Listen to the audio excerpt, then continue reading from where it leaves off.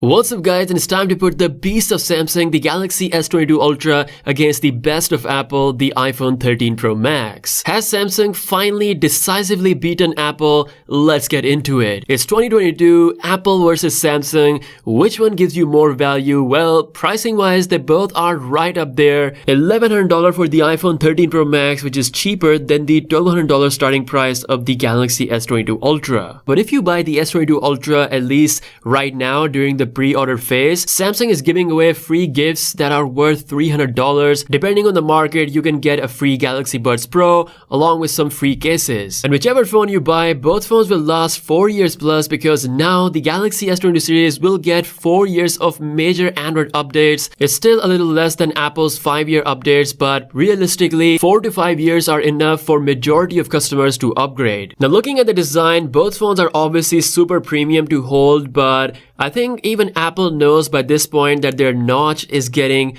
really outdated. I feel like this time Samsung has decisively surpassed Apple, especially with the front design. When you compare the Galaxy S22 or S22 Plus, the bezels are extremely thin, noticeably thinner than Apple. Now apart from the front, I do like the boxy design of the iPhone 13 Pro Max. I think it's pretty cool. Samsung on the other hand has brought back their Note design, and it has a particularly different look compared to all the other phones on the market. It's got a patternless camera design with no bump. I think it looks pretty cool, but it's gonna come down to personal preference. The Sierra blue color is probably my favorite on any phone. I love it, but guess what? Samsung has done this too, and there are more color options than ever before. You get up to 7 colors with the S22 Ultra, and it's got quite a lot of variety going on, like the red, the green, the sky blue, and the burgundy. When it comes to the color options, you're definitely getting more on the Samsung side, whereas on the 13 Pro Max, the only super exciting color is the Sierra blue. Now, if we compare the actual display panels on these phones, they are having one of the best displays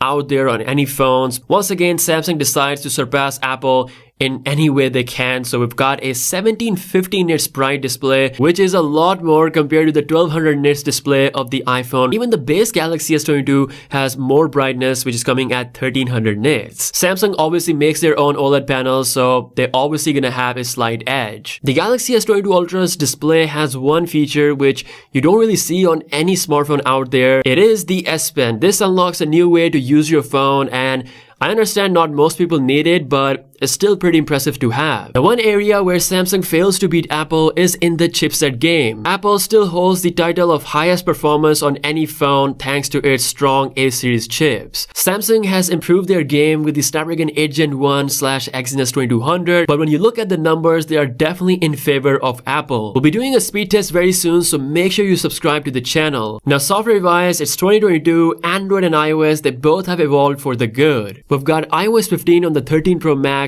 and Android 12 on the Galaxy S22 Ultra. Customization is still the specialty on Android. With Android 12's color palette feature, literally any wallpaper you apply, your phone's home screen and app icons will match that wallpaper's color. Now iOS is simple, but a lot of people still prefer this over Android, especially if you are in an Apple ecosystem where you own other Apple products. And let's not forget, AirDrop has been a magical file transfer tool for Apple users. Samsung has finally taken this into consideration, and they've built their own ecosystem with Windows. Samsung has Quick Share on the S22 Ultra, which works very similar to AirDrop. You can transfer files between multiple Samsung devices without any issue. And now this Quick Share is also officially available on Windows, so you can seamlessly transfer files from your Samsung phone to your Windows laptop. It's very clear both companies are trying to build their own ecosystem.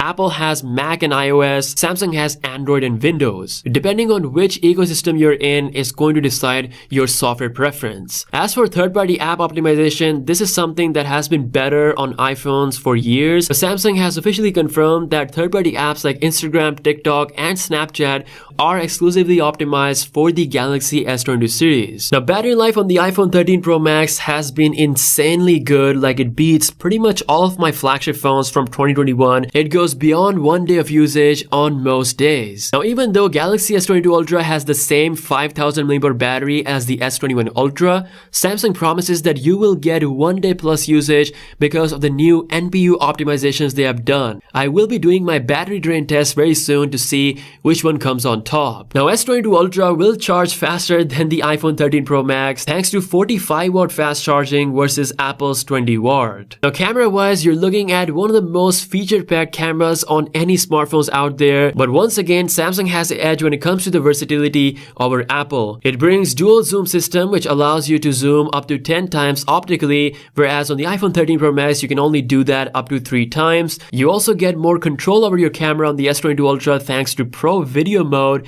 and Pro Photo mode. Now, the camera on the iPhone is still pretty solid. It's got a reputation of having the best video performance as well as having a pretty incredible portrait mode. Samsung says that they have improved both of these two areas. With the new auto FPS feature, you get better low-light video performance, and with the new NPU gains, you have a sharper, more accurate portrait mode performance. There's still going to be a color difference. Samsung's images will be more punchy compared to Apple's result, but again, I think it majorly comes down to options and versatility. If you want more control on your phone with Pro Video and Photos mode, as well as the camera versatility with the zoom, then I think the S22 Ultra seems like a better choice. Now, what's the current verdict? Well, I think the S22 Ultra, in my honest opinion, has decisively surpassed iPhone 13 Pro Max, and I think it's time for Apple to wake up and bring the design change as well as higher megapixel count on the iPhone 14 Pro series, which they are, by the way, getting this year. Even they know that it's been too long for this 2017 design to exist in 2022. Samsung has worked hard to close the gap in almost all areas, and now the ball is in Apple's court. Let me know what you think. Which one do you think is better? And I'll see you guys later. Peace out.